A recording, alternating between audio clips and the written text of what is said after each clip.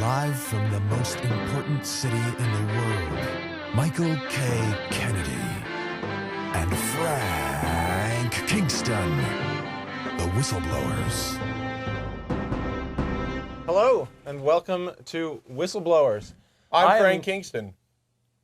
I'm Michael K. Kennedy, and with me is Frank Kingston. Frank Kingston. This is the show that blows hard. Now on to this week's headlines.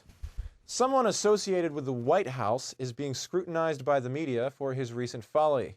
Extreme weather somewhere in the world has caused immense suffering and even death. The U.S. military continues to suffer casualties in a controversial armed conflict overseas. The tensions between some of the world's major religious groups continues to escalate into violence. And in some well-attended sporting events, there have been winners, losers, and even some injuries and disqualifications. In business news, every single major stock market or index in the world has fluctuated in value either up or down. Corporate lobbies are scandalously influential in politics, technology is getting more sophisticated, and rich people are often using their power and influence for less than altruistic purposes. Blah, blah, blah. Fucking copy. It's just every day. It's just the same shit. Frank? Thank you, Mike, for that wonderful introduction. Michael, but thanks. In what has been nothing short of an amazing track record, Mike K. Kennedy was arrested yet again this weekend. This time, an assault charge. Someone who has not amassed anything in his entire life other than living off his parents' wealth, he has done nothing but suckle on his mother's teat. He has compiled a laundry list of charges that include assault and battery, sexual harassment, possession of narcotics, intent to distribute narcotics, public nudity, public urination, and buggery. However, what's most interesting about Mike K. Kennedy's story is that he has somehow evaded any prison time, community service, and any social repayment of his debt to society in any way, shape, or form. All right, high five. I'm not high-fiving you for that. Up high, right here. This, however, is a difficult situation to judge fairly, because it's obvious Mike K. Kennedy has never been judged fairly, even in a court of law. My question to you out there, the American people, isn't there a place where we can send these out-of-touch people, these people that are a drain on society, somewhere so desolate and so hard to live that we can just basically toss them out? The worst part about this, though, folks, is that Mike K. Kennedy is providing one of the worst examples I've ever seen for America's youth.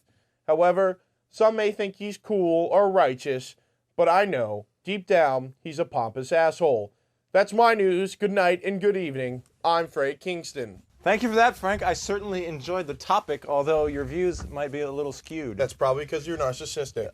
The news is so pointlessly repetitive that I'm going to take an editorial from 50 years ago, and I'm going to replace the word communist with the word terrorist. And you'd imagine that this would make the news completely irrelevant, right? Let's find out. In today's news, the terrorism scare is being whipped up into typhoon levels of hysteria. Whirling across the country from Washington to Hollywood, it picks up momentum as it feeds on fear, rumors, and insecure frustrations. A recent bill passed by the House has been called the greatest single thrust to undermine the civil liberties in the history of our country. The Secretary of State said yesterday that there are terrorists, sympathizers in the Fidel Castro regime, but, quote, I don't think anyone could say affirmatively that Cuba is terrorist at the present time. In Tinseltown, according to a spokesman for MGM Studios, not more than 1% of Hollywood's movie workers are terrorists or terrorist sympathizers. He says the terrorists are being run out of Hollywood by the patriotic Americans in the movie industry. Meanwhile, educational materials instructing us to duck and cover in case of a direct nuclear strike by the Russians heighten the paranoia whilst suggesting completely ineffective safety precautions. In my opinion, the persistent sensationalism and witch hunt mentality surrounding the terrorists and terrorist sympathizers is doing more harm than good and leaving our government handicapped. Don't worry, folks. I'm sure this whole terrorist thing will blow over in another 50 years. We'll be worried about something else. Cyborgs? You sound like a rake on a sidewalk. Now my story. Dick Cheney, the vice president. Nobody's done a joke about Cheney yet. This is really original. Go on. I'm sorry, the floor is yours, Frank. We're all looking forward to another Cheney joke, aren't we? Seriously.